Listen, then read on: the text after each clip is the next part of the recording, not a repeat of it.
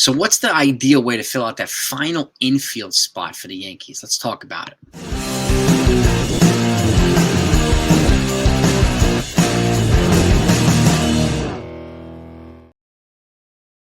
What's going on, everybody? Happy Sunday. Hope you're all doing well. So, the Yankees obviously been really busy. There hasn't been a team in baseball that's been busier than the Yankees. The Phillies made a move this morning. If you haven't heard, they acquired Jesus Luzardo, a left-handed pitcher from the Marlins, for a couple of prospects, an infield prospect, and outfield prospect. It looks like the Phillies fleeced the Marlins. So, not surprised Kim Mang is not their GM anymore over there. So, and again, there's so much talk about Juan Soto to the Mets and Blake Snell to the Dodgers, and people are just quietly ignoring the Phillies, right? Who've added Max Kepler a couple days ago, and now they added Jesus Luzardo to an already strong rotation. So they're getting better. There's going to be a lot more news that's going to happen, a lot more moves in free agency and trades. So if you're a baseball fan, you're not subscribed to this channel, please make your way over and subscribe to this channel. Hit your notifications, turn them all on. I greatly appreciate it. We are just a few subs away. I think 2 subs away from 22,000 on the channel. So your support really, really means the world. I greatly appreciate it. With that said, topic of the day today is how in the world what's the best way to fill out this final infield spot for the Yankees? Okay. And there's a lot of criticism with Paul Goldschmidt. Why not Christian Walker and so on and so forth? Well, who have they brought in so far? They brought in Cody Bellinger and now Paul Goldschmidt, right? So they've replaced quite a bit of the offensive output for Juan Soto. But keep in mind, it's not only replacing Soto, it's replacing Soto, Alex Verdugo, and Gleyber Torres. Okay, so now you're looking at 60-plus home runs. If people are, fascinated with home runs, 41 of which came from Soto. So, like with Soto, it was Soto and Judge, and then a little bit of Stanton, and then there was a pretty precipitous drop-off offensively after that, right? Adding Goldschmidt and adding Cody Bellinger brings more versatility and length to this lineup, okay? With Jason Dominguez getting a shot, a legitimate shot to be a starting outfielder here, and filling out that other infield spot is going to make the lineup a heck of a lot different. Less reliant on power, more reliant on aggressive base running, stealing bases, improved defense, on-base percentage. And it's the one thing they didn't really replace so far is the on-base percentage component for Juan Soto. But with that said, if you look at Christian Walker, his on-base percentage is about 330. You look at Paul Goldschmidt, about 380. 50 points higher than Christian Walker. Okay? You don't believe me? Look it up. That matters. And got him on a 1-year deal for the cheap. People can complain about it all they want. Oh, Christian Walker. We don't know that. We don't know that. But offensively, Paul Goldschmidt has a more robust profile. Okay? And he's 4-time Gold Glover too, so you're improving your infield defense significantly. Now, the other question is, who in the world should be the other infield spot? Okay, I'm going to give you one for trades and one for free agency. Okay, first one, I've talked about this guy for like a year. We know this. Brendan Donovan, the St. Louis Cardinals. Now, I don't know if we can get him, but what I do know is they listened in on him with the Seattle Mariners in the Luis Castillo trade talks. So they are willing to listen to Brendan Donovan. Okay, that is significant.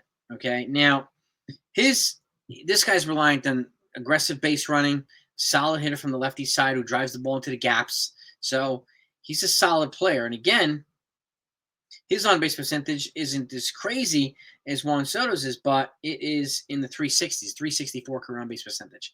He hits a lot of doubles, between 20 and 30, 35 doubles. Doesn't hit a ton of home runs, but he's in the double digits. Okay? Doesn't steal a ton of bags, but he draws a decent amount of walks. Okay? And he also has an on-base percentage of, like I said, 364, career 280 hitter, and a 771 career OPS. So he would represent a good player, and I think he would play him at second base, and you would play Jazz Chisholm at third. Jazz Chisholm is a cannon for an arm, so I would want the cannon for an arm being at third base. So Brendan Donovan, to me, is my trade option. And we talked about Ryan McMahon and so on and so forth, but Brendan Donovan seems to fit the T of a kind of a resurgent Yankees lineup and offensive attack here. So I do think that he's still my guy. People can think I have a man crush on him. That's totally fine. I've been talking about this guy for 2 years. I think he'd be a perfect fit here. Now, going over to free agency, coming off of a bit of an injury, that's Ha-Sung Kim. Okay? From Korea. I talked about him as well. From the San Diego Padres. He's another one. Now, he's more inclined to play shortstop, but he would have a bigger market here in New York, would not cost as much as some of these other players would. Okay. And again, this guy steals a heck of a lot more bases. Okay. He also has a pretty solid on base percentage as well. And I'm pulling up his stats here too.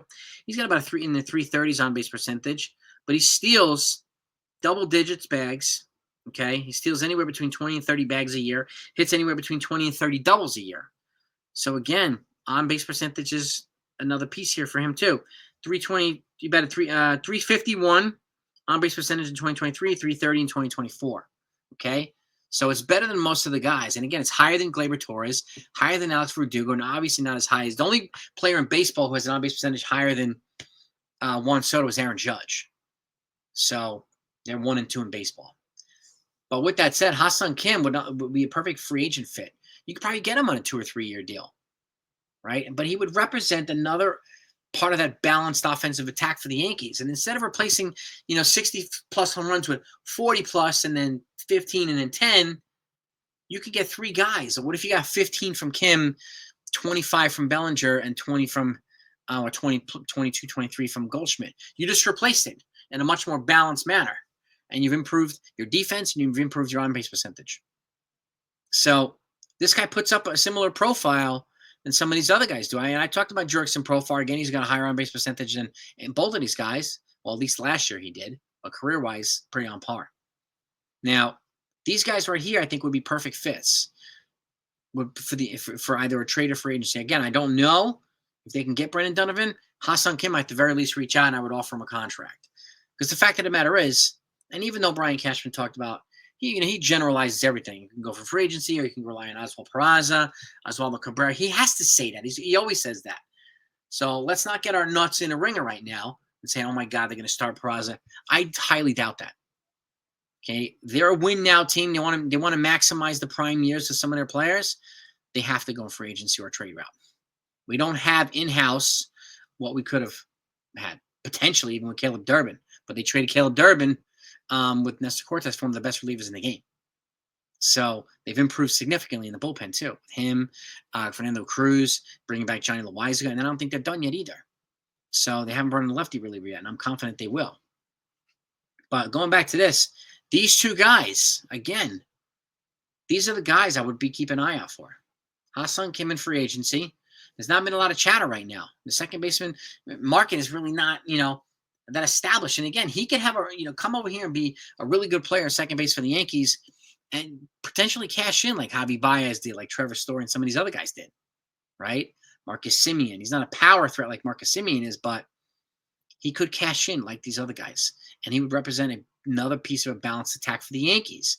It gives the Yankees lineup more length, more athleticism, more versatility. And again, the on-base percentage guys, Paul Goldschmidt, Aaron Judge, we have them here. We now have the versatility, the positional versatility. He plays multiple positions, as does Cody Bellinger, right? So these things matter. And again, I understand the frustration of people who thought we should have gone with Christian Walker. I get it.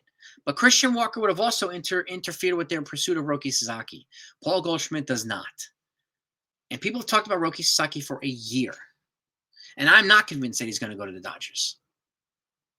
That's just, I can't speak for everybody else. I'm speaking for me. I'm not convinced he's going to go to the Dodgers. Okay, he could, but I'm not convinced they would. So, obviously, they're focused on Roki Sasaki.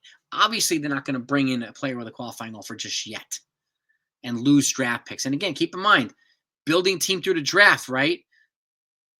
Well, look at the guys on the team. Anthony Volpe, Austin Wells, Jason Dominguez. A lot of the guys from the farm are on the team. Okay, a lot of homegrown guys, just like the Atlanta Braves, just like some of these other teams. Nationals, right? So, Royals. It does matter. Not everybody needs to come via expensive free agency or expensive trades. Okay? It's not always the flavor. This is not a flavor of the month Yankees team. They're consistent every single year. They're competitive every single year. Okay? So, this is not a flavor of the month team. And again, this offseason rivals what they did in 2009. Especially if they bring in another reliever, like they bring in somebody like Tanner Scott. Boy, they bring in, one of these guys, forget about it. And again, what was the biggest complaint?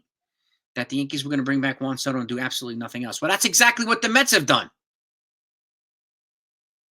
They brought in Juan Soto and no one else of significance. Frankie Montez, okay. Clay Holmes, okay. Another pitcher they brought the other was Griffin Ganning, whatever his name is. Okay. They could turn into something decent, maybe.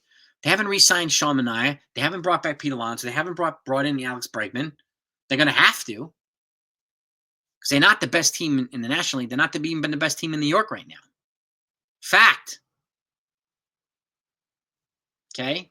They're not. Kudos to them for getting Juan Soto. Kudos to Steve Cohen for making that place an attractive place to play for a game. Yeah, he's done a good job at that. No doubt about it. But the Yankees have pivoted significantly well. Okay, and again, there's no one single player. We've talked about this. There's not one single player that can replace Juan Soto's production. But bringing in a portfolio of balanced bats adds a heck of a lot more length and versatility to this lineup. And again, so they're not reliant on 2 guys or 3 guys and then have 6 basically dark spots in the lineup. Not now. Okay, you add one of these guys to Bellinger and Goldschmidt, it's going to be better. And I'm not saying Bellinger and Goldschmidt are going to be Judge and Soto. We're going to get what we get from them. Okay? But it's going to be better than I think a lot of people think we're going to get from these guys. So, you give me your thoughts on this. How would you fill out that last? And look, Yandy Diaz, I would not be complaining that they brought in Yandy Diaz for third base. I'd move Jazz Chisholm a second. I would not complain. Okay? He could be a leadoff hitter, but so can Hassan Kim. So can Brendan Donovan. These guys are faster than Yandy Diaz. These guys are also superb defenders in the infield. Okay? So they bring a skill set that Yandy Diaz might not have. Okay? And the same on the flip side, Yandy Diaz seems to be a little bit more of a next level hitter than these guys. But I would not hesitate to get one of these guys. If I had a chance to get him today, I would get one of them today. Okay? That's what I would do. But you let me know what your thoughts are, gang. Let's talk about this, okay? Now, let's pivot over to NFL. Football. It's Sunday, baby, okay? I'm pulling up here the previews. Week 16. We are right around – the season's almost over. Okay? My goodness. And the big whopping 2-12 Giants are in Atlanta to face the Falcons. And I'm hearing rumors that the Falcons are going to cut Kirk Cousins soon, maybe by the end of this week. If they cut Kirk Cousins, if I'm the Giants, I'm all over that. I would bring in Kirk Cousins, a veteran guy, and they still need to draft the quarterback no matter what. And at least these guys are going to be in a position to draft a quarterback, whereas my Jets can't even tank properly. They're probably going to miss a good quarterback by probably a spot or 2. Way to go, Jets, right? But the Giants are in Atlanta to face the Falcons. Atlanta's, of course, a 9.5-point favorite. The over-under on this is 43 points. I'm going with the Falcons on the under.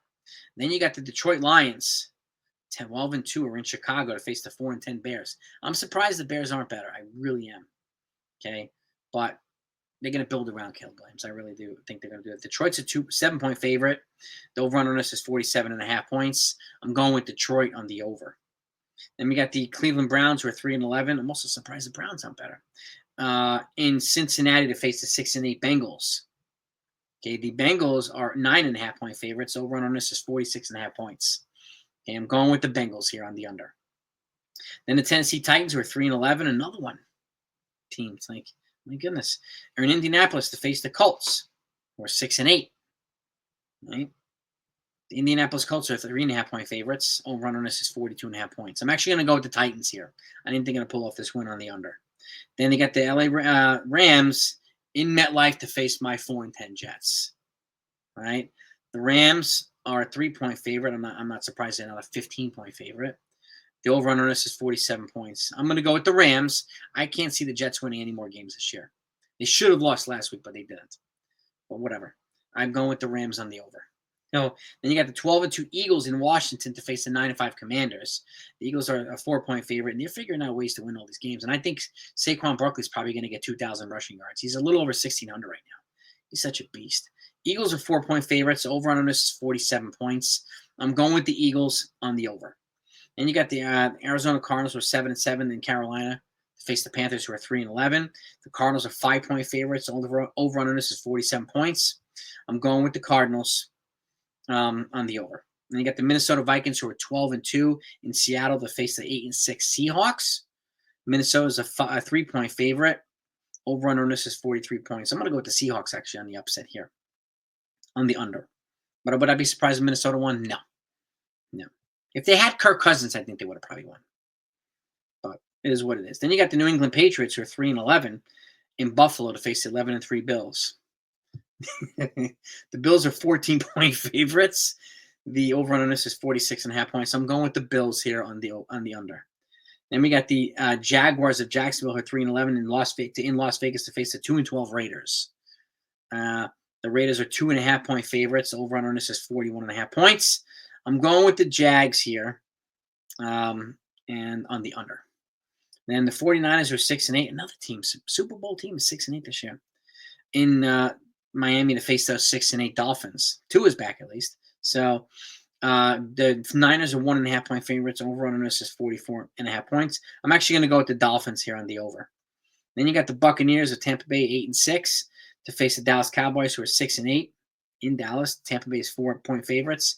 The over on this is 47.5 points. I'm going to go with the Buccaneers here on the under. Then you got the New Orleans Saints tomorrow night, Monday Night Football, facing the who are 5-9, facing the Packers, who are 10-4 in Lambeau. So Green Bay's a 14-point favorite. The over on this is 42.5 points. I'm going with the Packers to win this game. And then yesterday, the Baltimore Ravens beat the Steelers 34-17, and the Kansas City Chiefs beat the Houston Texans 27-19. Obviously, the Chargers the day before that, 2 days before that, beat the Denver Broncos 34-27. So that's the previews of football. Let me know what your thoughts are, and give me your thoughts again. Please let me know how you would fill out this final infield spot for the Yankees. It's really important. I think the right fit is the key here. Okay, let's get into it. Happy holidays, merry, happy, everything. Peace.